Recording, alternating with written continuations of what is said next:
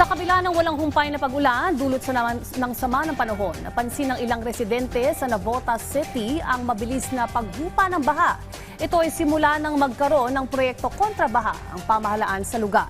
Yan ang ulat ni Vel Custodio.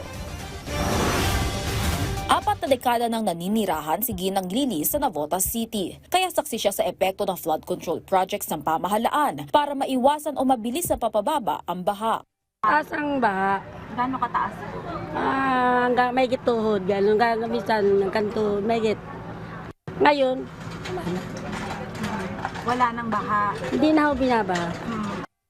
Ikwinento naman ni Angeline na ang perwisyong dinanas sila noong bumabaha pa sa lungsod, lalo na't naninirahan siya malapit sa baybayin. Grabe po, baha. Baha po talaga, as in, talagang hindi na po kami makalabas ng bahay or yung makapasok sa school, sa trabaho. Dati nga po napag-anuhan pa kami na lulubugang Navotas, mawawala sa mapa, pero awa po ng Diyos ngayon. Kaya laking ginhawa na aniya simula nang magkaroon ng dike at pumping station sa kanilang lugar. Wala na, okay na po talaga. Pag binuksan po yung bombastic, okay na, wala na, para wala na pong nangyari. Lalo na sa lahat ng pinagdaanan namin dati, sobrang na-appreciate po namin kung ano po meron kami dito sa Navotas.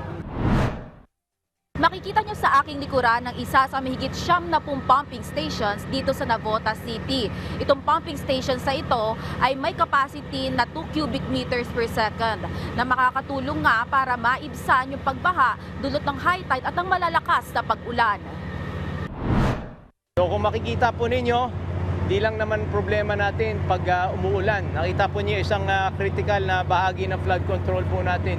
Itong dike po natin. So imagine po ninyo, sa lakas ng alon na yan, dati wala pong dike, pasok po lahat ng tubig. At dahil may dike naman, pag umulan, kailangan mabomba natin yung tubig ulan.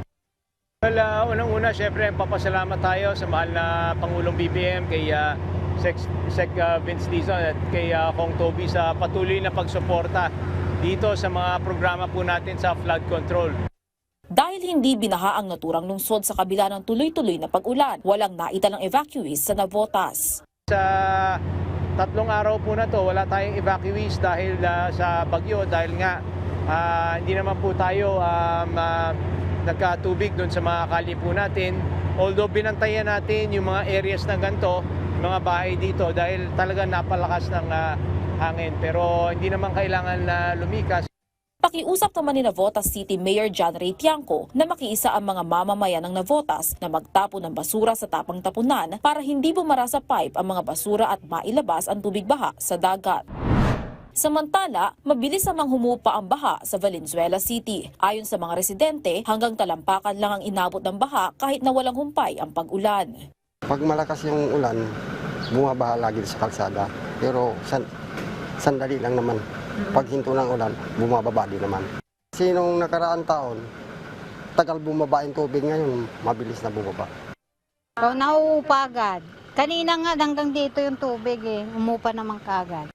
Halos walang baha sa kahabaan ng MacArthur Highway sa Valenzuela City as of 4 p.m. Maliban na lang sa ilang bahagi ng dalandana na may hanggang gutter deep na baha. Dulot na rin ito ng hindi pag-apaw ng tubig sa Tulyahan River. Sa panayam sa Radyo Pilipinas, sinabi ni Valenzuela City Mayor Wes Gatchalian na patuloy ang pagpapagana sa 32 pumping stations at pag-ikot ng mobile water pump sa lungsod para ilabas ang tubig patungong Tulyahan River at Manila Bay. Nasa 50 pamilya ang nanunuluyan sa evacuation centers. Karamihan ng mga inililikas ay mga naninirahan sa low-lying areas. Nakapagpamahagi na ang Valenzuela LGU ng go bags at disaster kits bilang kahandaan sa habagat at sa mga papasok pang bagyo sa loob ng bansa. Vel Custodio para sa Bayan.